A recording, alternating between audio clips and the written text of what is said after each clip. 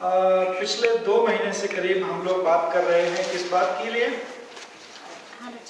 Attitudes. अब तो सब तो याद होना चाहिए। कौन कौन से एटीट्यूड के ऊपर हमने बात किया आज तक? हाँ, forgiveness, very good. Positive attitude, gratitude, yes, joyfulness, और you have been very good students, so I have some good news for you. आप लोग ने सबने याद किया, तो गुड न्यूज ये है कि this will be the last sermon in a series of attitudes. No more attitudes from next Sunday. ठीक है? We will begin another series of Lenten messages from next Sunday onwards, but I want to thank God for helping us go through this. क्योंकि मेरे अजीजों, एक church is not a gallery, is not a museum of displaying eminent Christians. खुदा के उन लोगों को जो बड़े बड़े संत हैं उनकी पिक्चर्स लगाना या उनके तस्वीरों को हम टांगे और उनका बखान करें. Church is not that place. It's not a museum. Church is a hospital for sick people. खुदा का भवन उनके लिए है जो imperfect हैं, जो पापी हैं, जो गिरे हुए हैं, जिनको खुदा की जरूरत है, जिनको और कोई हेल्प नहीं कर सकता, चंगाई शिफा नहीं दे सकता, उनको जरूरत है चर्च की, और चर्च उनके लिए. And therefore in the church, the last attitude that I want to talk to you this morning is the attitude of compassion. दया दिखाने का, mercy दिखाने का, दूसरों के साथ में kindness, generosity दिखाने का attitude कलीसिया में खुदावन चाहता है. Because the church is filled with people who are failures in every way possible. The Bible, if you read from Genesis to Revelation, is full of saints. No, my dear friends, we made them saints. Today, they are full of people who are losers, who are failures in their life. खुदा ने failures को, losers को अपने लिए इस्तेमाल किया, अपने राज के लिए इस्तेमाल किया, और अब वो चाहता है कि जैसे खुदा ने उनके साथ में डील किया वैसे ही एटीट्यूड हमारा भी हो उन लोगों के लिए जो कलीसिया में खुदा ने हमें दिए. Charles Morrison once wrote, "The Christian church is a society of sinners." कलीसिया पापियों की सोसाइटी है. It is the only society in the world where membership is available only to those who aren't qualified. And there is a lot of deep meaning in that. If you feel you are qualified to be a member of a church, that means you are not qualified actually. If you feel you are not qualified, if you feel you are sick, you are a sinner, and you need the help of God, you need the church to help you come to God, then you are qualified to be a member of a church. Any church, for that matter. I'm not personally talking about this church. The church of God, खुदा का कलीसिया जो है पूरी दुनिया में, it's a universal church. So my dear friends, we are not qualified to take the name of Jesus Christ. आप क्या सोचते हैं कि मैं बहुत बड़ा क्वालिफिकेशन लेकर आया हूँ कि खुदा का नाम ले सकता हूँ, खुदा के कलाम को हैंडल कर सकता हूँ, खुदा के कलाम को हम सुन सकते हैं, यहाँ पर बैठ सकते हैं. ये हमारी किस क्वालिफिकेशन को जाहिर करता है? कोई भी नहीं. There is absolutely nothing. When we come with that attitude, उस एटीट्यूड के साथ में यदि हम खुदा की हैकल में आए, तब खुदा हमें स्वीकार करने के लिए तैयार है, और तब हम खुदा की कलीसिया के मेंबर बनने के लायक हैं. We are not qualified to take the name of God. We are not qualified to be part of His church. We have no qualities in us that God would embrace us. And that is our quality. And that is the quality and qualification to be part of God's church. And because we have such people in the church, क्योंकि खुदा की कलीसिया में इस तरह के लोग हैं जिनकी कोई क्वालिफिकेशन नहीं है, ना उनकी कोई ऐसी चीज है जिससे वो खुदा उनको स्वीकार करे और एक्सेप्ट करे, ना वो परफेक्ट है, ना वो सेंट है, ना वो संत है, तो मेरे प्रियो चर्च में प्रॉब्लम्स का होना जरूरी है. The church has problems because people have problems. As the light draws the bugs, India में याद है जब बरसात होती थी, कोई भी बाहर की जो बत्ती है या कमरे की बत्ती, हमारे पेरेंट्स हमको मना करते थे जलाने के लिए, बेटा बाहर की बत्ती जलाओ, अंदर की मत जलाओ. क्यों? बारिश के समय में. किसी को याद है? The light attracts bugs. That's a universal fact. If there is truth, if there is light of the truth of God, the word of God, खुदा के कलाम की सच्चाई है, तो उसमें बग्स आएंगे. चर्च में सच्चाई है मेरे प्रियो, इसलिए चर्च में सिनर्स आएंगे, बग्स आएंगे, हर प्रकार के बग्स आएंगे, because the word of God is the light. Jesus is the light, and you and I are being drawn to the light as bugs. कीड़ों की मानंद खुदा की लाइट में परमेश्वर ने हमको बुलाया है, इसलिए there will be problems in the church. There is only one church that doesn't have problems, which doesn't have people. Go find a church which doesn't have people, and you will find a church which doesn't have problems. I'm reminded of a story of my former seminary principal. He was a very old and wise man. Kerala में मैंने first seminary degree अपनी करी थी, तो वहाँ पर एक graduation के बाद एक बंदा तैयार हो रहा था चर्च में जाने के लिए, चर्च की सेवकाई के लिए, और वो कह रहा था कि मुझे कोई जल्दी नहीं है प्रिंसिपल साहब, और मैं ऐसा चर्च ढूंढ रहा हूँ that doesn't have any problems. कोई ऐसा चर्च बताइए आप भी, और मैं भी ढूंढ रहा हूँ, मैं जल्दबाजी में नहीं हूँ सेवकाई में जाने के लिए.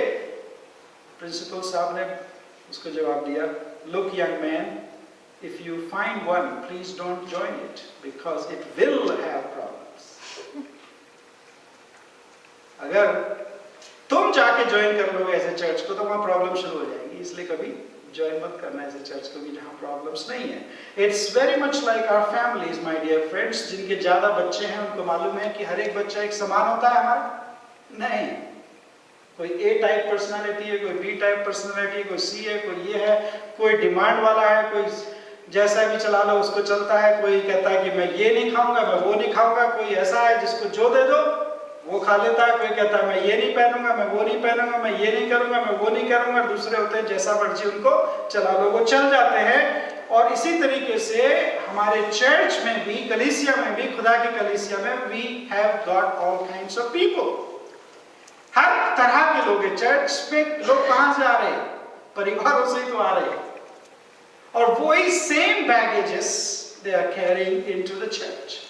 Same personality types are entered into the church, और उसमें हर तरह के लोग हैं जो हम अपने परिवारों में पाते हैं, वही कलीसिया में पाते हैं. तो हमारा चैलेंज एज ए चर्च क्या है? What is that one thing that we need to be working at? खुदा की कलीसिया में कौन सी ऐसी चीज है जिसके ऊपर हमें सब इन लोगों के साथ में, जिनके पास प्रॉब्लम्स हैं, जिनके पाप हैं, जो गिरे हुए हैं, जिनके पास कोई क्वालिफिकेशंस नहीं है, इन सब के लिए एक ही काम खुदा ने कलाम में दिया है, और जिसके लिए पौलुस ने पूरी दुनिया को एक कर दिया. एक दिन वो चैन में नहीं बैठा, वो सारी दुनिया में घूमता रहा, लेटर लिखता रहा, ये करता रहा, वो करता रहा, just for one thing. People come into the church with various goals, with various motivations, लेकिन हमारा कलीसिया में एक ही गोल होना चाहिए इन सब लोगों के बीच में काम करने का, and that goal is to be like Christ.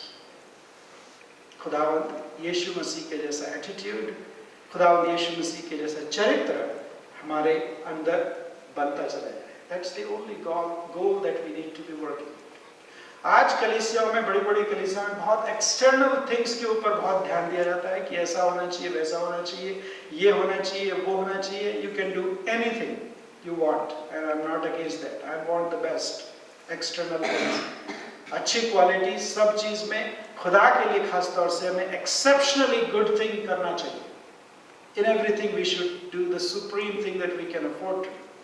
लेकिन मेरे प्रियो, उससे कोई फायदा नहीं unless there is an inner change of attitude.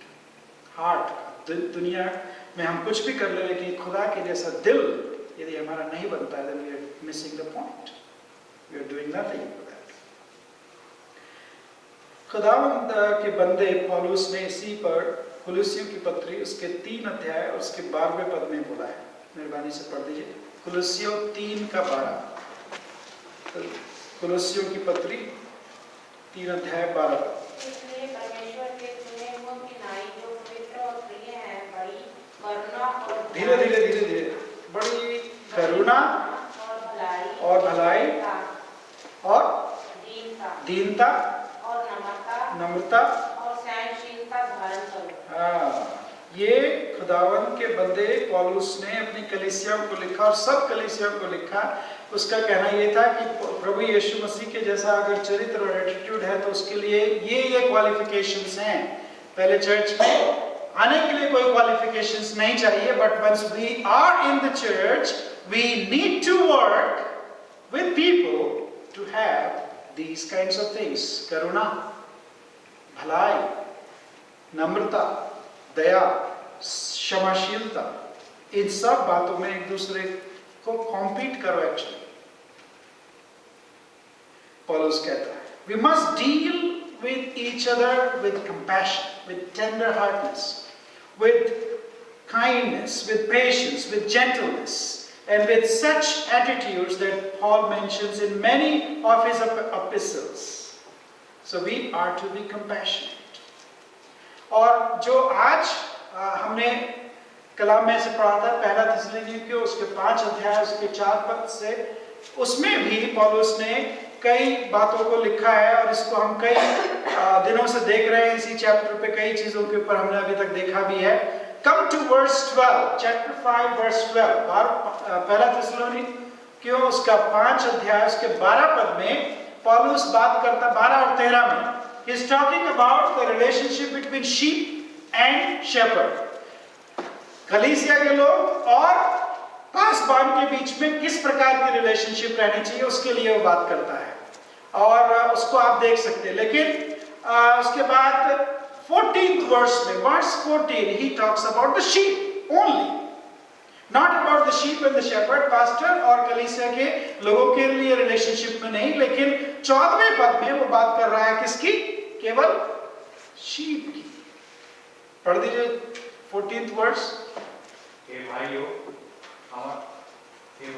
हम तुम्हें समझाते हैं कि जो ठीक चाल नहीं चलते उन्हें समझाओ, कायरों को डांट दो, निर्बलों को समझाओ, सबकी ओर सहनशीलता दिखाओ. सावधान, कोई किसी से बुराई के बदले बुराई न करे, पर सदा भलाई करते पर तत्पर रहो. आपस में और सबसे भी भलाई ही की चेष्टा करो. हाँ जी, सदा आनंदित रहो. बस, थैंक यू. यहाँ पर करीब 5 प्रकार के लोगों के लिए पौलुस बात कर रहा है. It's talking about 5 different kinds of personalities and people that you will find in the church. He's not talking about the outside society, बाहर की बात नहीं कर रहा, लेकिन कलीसिया के लोगों की बात कर रहा है, क्योंकि पहले उसने 12वें और 13वें पद में क्या लिखा है? पास्टर के लिए और शीप के लिए. आपको क्या कह रहा है? शीप की रिलेशनशिप आपस में भी जिम्मेदारी है. It's not only the relationship between कि पास्टर को क्या क्या करना है, उसकी जिम्मेदारी क्या है, कलीसिया की पास्टर के लिए जिम्मेदारी क्या है. Then thirdly, what about among themselves, between sheep to sheep? Now we are sheep to sheep. We are talking about how to live in the church with others. एक दूसरे के साथ में कैसा रहे. Now he says, I urge you brothers. एक urgency है इसकी, जिस बातों को बताने जा रहा है। It's not only A command, वो केवल आज्ञा नहीं है, परंतु एक अर्जेंसी है इस कलीसिया में। I urge you brothers and sisters, of course उस समय लिखते नहीं थे सिस्टर्स, लेकिन आप नाराज ना होइए, आपका भी नाम लिखा है उसमें। Brothers and sisters, I urge you, मैं कमांड दे रहा हूं, पौलुस कहता है, और उसकी अर्जेंसी है। There is a compelling reason for the sheep to behave in a certain manner in the church. एक कलीसिया में कैसे लोगों को रहना है, उसका एक परफॉर्मा उसने हमारे लिए दिया है, और वो कहता है compassion is the major theme there. करुणा, दया के साथ एक दूसरे को ट्रीट करो, kindness, compassion, patience, bearing one another, एक दूसरे की सहलो, एक दूसरे के साथ में, उनकी कमजोरियों में, उनकी चिंताओं में, उनके डरों में, उनके परेशानियों में एक दूसरे के सहलो और एक दूसरे की सहायता करो, ताकि हम सब मिल करके खुदावंद यीशु मसीह के जैसा स्वभाव प्राप्त कर सके। I have been reading in my personal devotions Old Testament these days. पहले इस नए साल से शुरू किया था, जेनेसिस और अब एक्सोडस की पुस्तक में है, और I come to know, I notice that God is a holy God and He is really very concerned about His holiness. पवित्र परमेश्वर है, पवित्रता वो चाहता है अपने लोगों में, और हर एक काम में वो पवित्रता चाहता है, और वो उसके हाई स्टैंडर्ड्स, इस्राएलियों को जो उसने नियम कानून दिए मूसा के द्वारा से, किस तरीके से वो उनको लेकर गया और अपने उनको प्रॉमिस लैंड में उनको सेटल किया। He gave them highest standards. Now, जो लोग उस समय की हिस्ट्री को और आर्कियोलॉजी को अध्ययन करते हैं, वो बताते हैं कि ऐसा नहीं है कि इस्राएलियों के पास ही वो 10 कमांडमेंट्स थे, या इस्राएलियों के पास ही लॉ था जो मोसेस ने दिया, लेकिन और दूसरे जो सोसाइटीज थे जिनको हटा करके और जिनके बीच में से ले जा करके या जिनमें से छुड़ा करके खुदा ने अपनी कौम को उस प्रॉमिस लैंड में स्थापित किया, उनके पास भी लॉ था, उनके पास भी कमांडमेंट्स थे, उनके पास भी मोरालिटी थी। लेकिन जो खुदा ने morality the, if you study and compare that, क्योंकि आर्कियोलॉजी में दूसरे देशों की भी, दूसरे सोसाइटीज के भी लॉज और कानून पाए गए। There is a huge world of difference actually between the morality in the 10 commandments and the law that God gave through Moses to the people of Israel, and other concepts that you find among other people. दूसरे लोगों के मुकाबले, दूसरी कौमों के मुकाबले मूसा के द्वारा से जो दिया गया था, उसमें एक जमीन और आसमान का फर्क। It's the highest standard known to man that God gave to the people of Israel. लेकिन सबसे अचंभे की बात, the wonderful thing in that I have been finding in the Old Testament, इतना हाई स्टैंडर्ड रखने के बाद खुदा का एटीट्यूड अपने लोगों के लिए कैसा था? It was full of compassion, kind-hearted, forgiving, accepting, not once, not twice, again and again and again. Throughout the Old Testament, you find that God, who is the most holy God, who keeps the highest standards, is also the most kind, forgiving, compassionate God to His people. And He, therefore, asks us to adopt that attitude with us. किसी ने कहा है कि इस्राएलियों को मिस्र से निकालने के लिए 40 दिन क्या नहीं, 1 दिन लग गया, लेकिन इस्राएलियों के दिल से मिस्र को निकालने के लिए 40 साल लग गए, क्योंकि जब जब वो लोग यात्रा में थे, जब जब उनके पास कोई भी परेशानी हुई, रोटी की कमी, पानी की कमी हुई, तो क्या क्या याद आया हमें तुरंत? अरे हम तो वहीं ठीक थे इजराइल में, वहां क्या थे? खीरे थे, वाटरमेलन थे, मीट था, ये था, वो था। ये मूसा हमें कहां लेकर आ गया? मारने के लिए लेकर आ गया। They always remembered their past. It took more than 40 years for Moses and God to work with these people to take Egypt out of their hearts and minds. But during that period, God was so kind, otherwise He would have consumed them.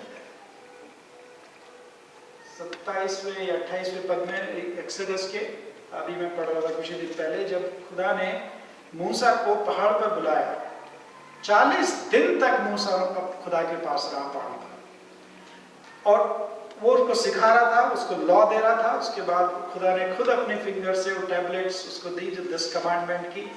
और जब मूसा को खुदा ये सिखा रहा है, 40 दिन उसके साथ में रहा और सब कुछ किया, तो नीचे क्या हो रहा था?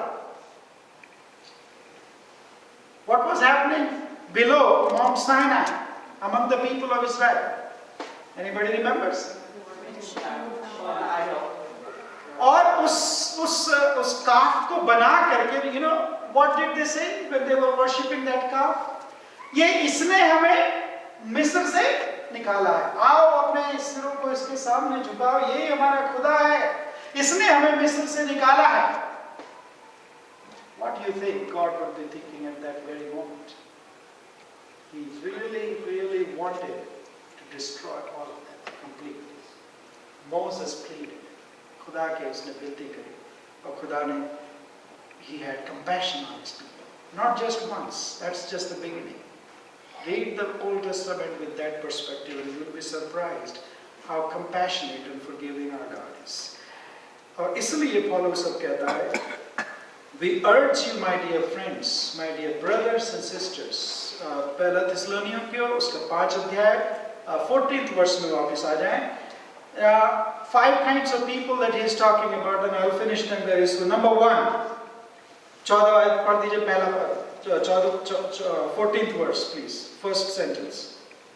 और हे भाइयों, हम तुम्हें समझाते हैं कि जो ठीक चाल नहीं चलते उनको समझाओ। बस पहले प्रकार के व्यक्ति जिसकी पौलुस बात कर रहा है वो है the ones who are unruly, जो ठीक चाल नहीं चलते, उनकी बात कर रहा है। कलीसिया में है वो लोग, बाहर नहीं।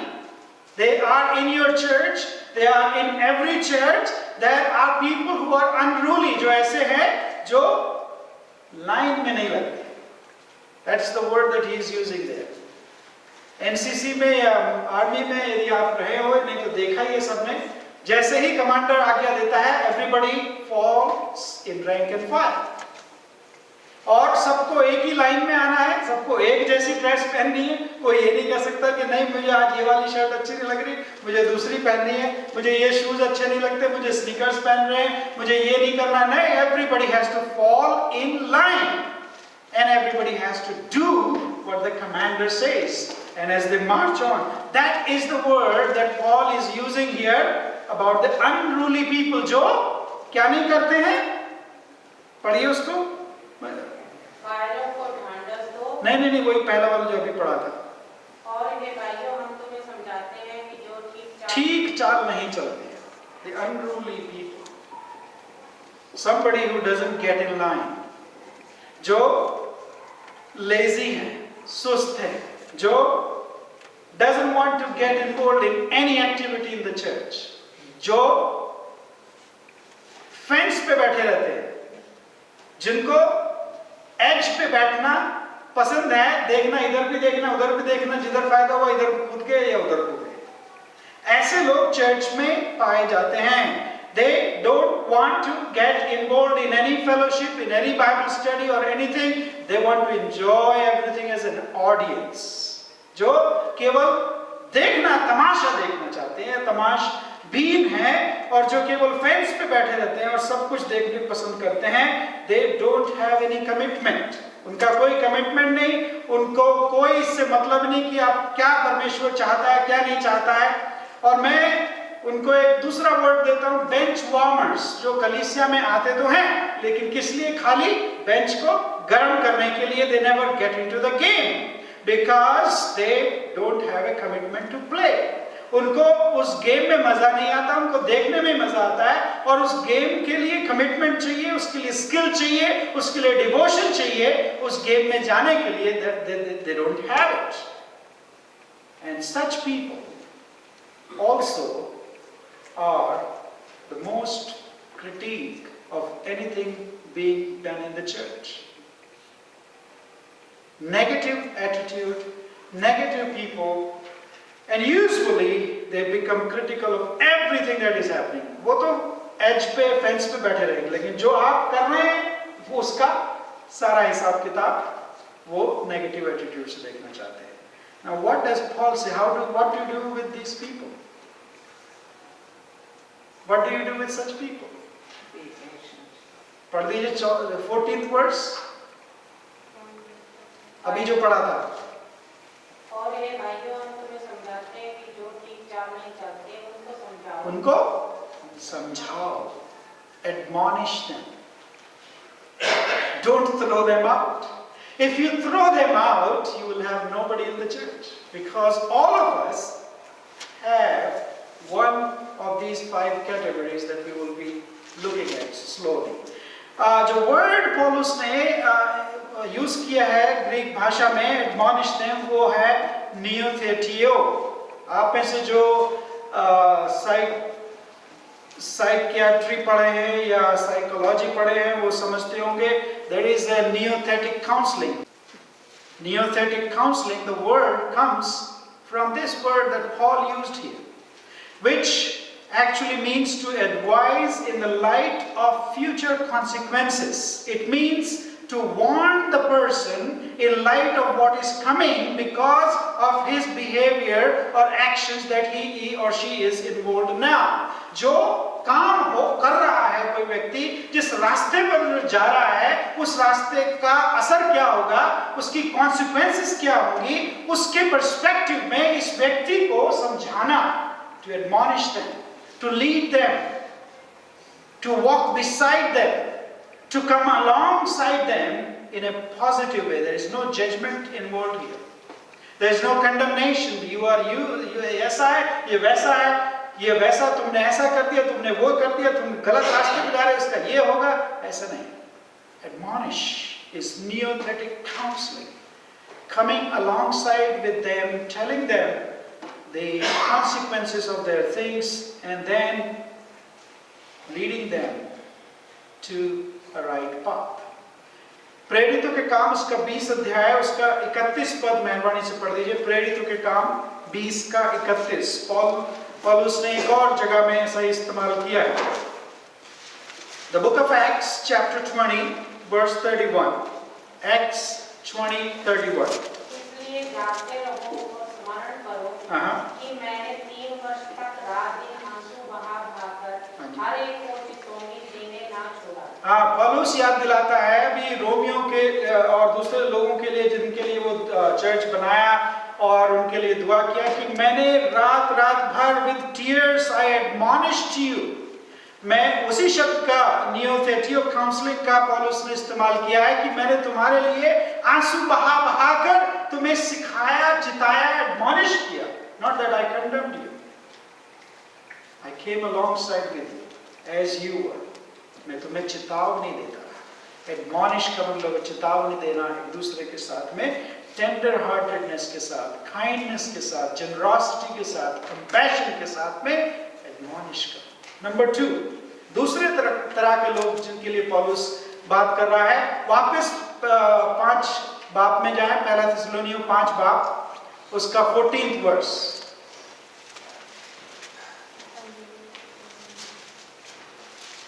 First Thessalonians chapter 5 verse 14. Now we exhort you, brethren, warn those who are unruly, comfort the faint-hearted. Second kind of people that Paul is talking is encourage the faint-hearted, the weak. जो कमजोर है उनको क्या करो? Encourage करो.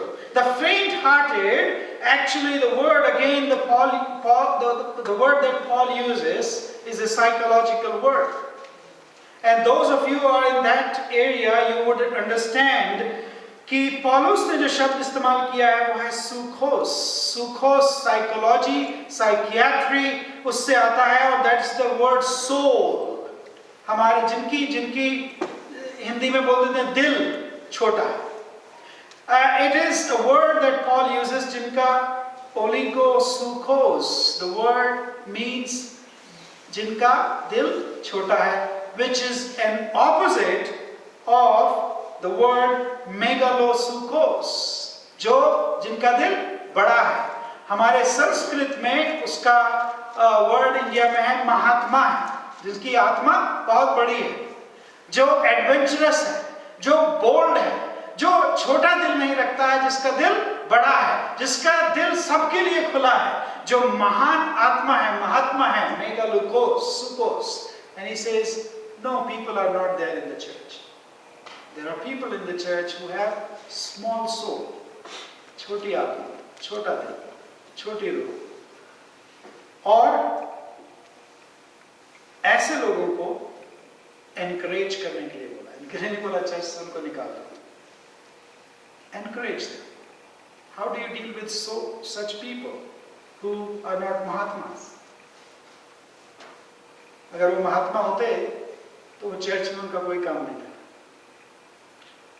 None of us is a Mahatma.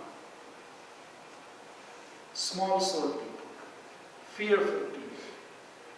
Paul says, how do you deal with them? Encourage them.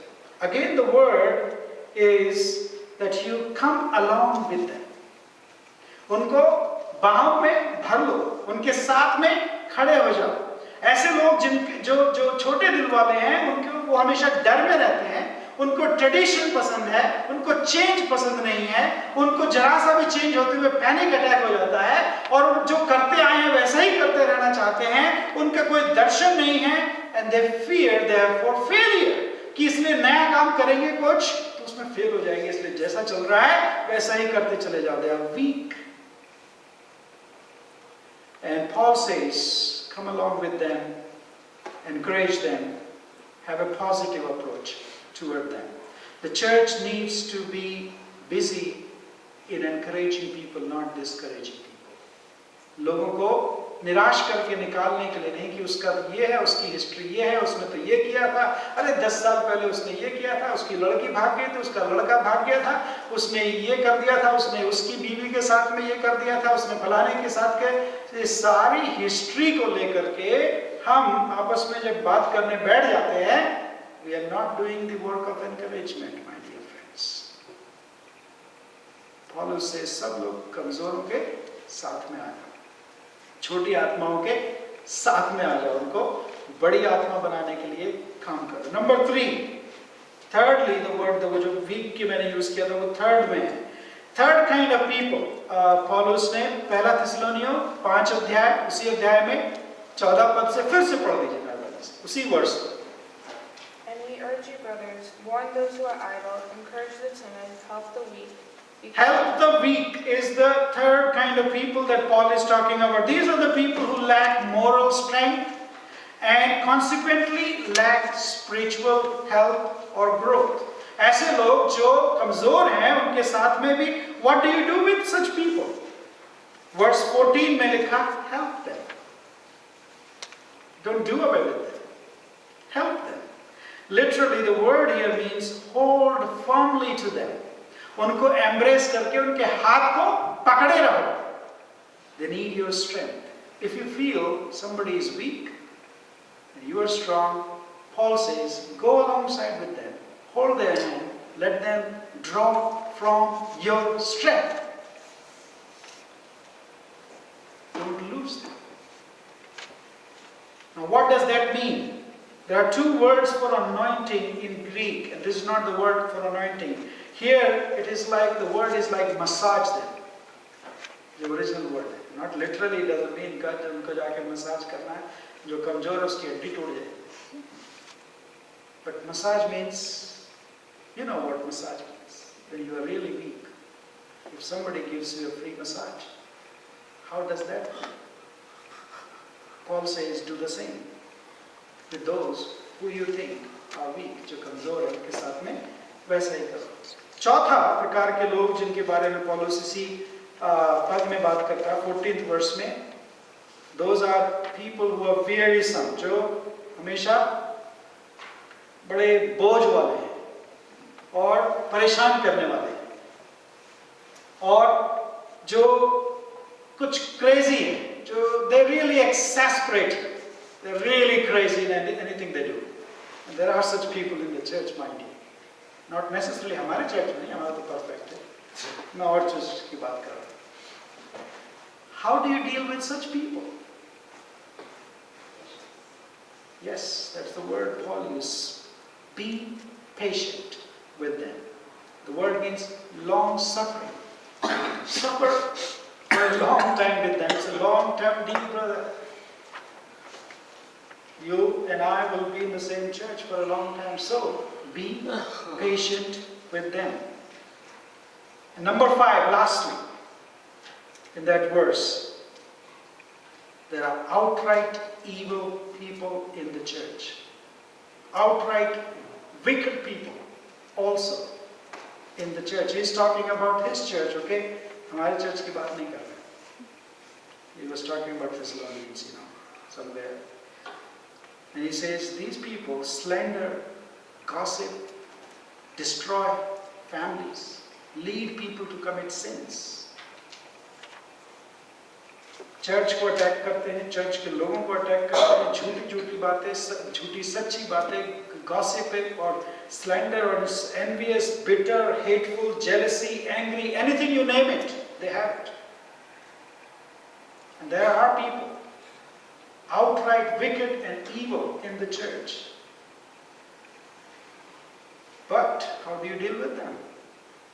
Paul says, don't repay evil for evil. See to it that you don't repay evil for evil.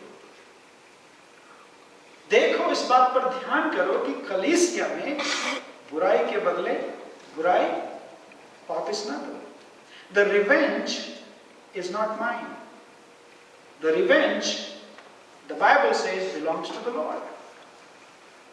Vengeance और दूसरे प्रकार के बदला लेने की भावना, retaliation, वो सब बातों को कलीसिया में स्थान नहीं है. It's impossible, I know. But that's what we are called to do, my dear friends. We have no other calling but to be the disciples of Jesus Christ. खुदावंद यीशु मसीह के चेले अगर हम अपने आप को कहते हैं, खुदावंद यीशु मसीह की कलीसिया में यदि हम हैं, तो मेरे प्रियो ये बातें खुदावंद हमें चाहता है कि to adopt an attitude of compassion, tender-heartedness, kindness toward all these kinds of people. I don't know which category you fall in these 5 kinds of people that Paul talked about. अपने बारे में जानता हूँ ये 5 qualities मेरे अंदर हैं. Now it's up to you, how do you deal with me? I'll try to deal with compassion. Let us pray.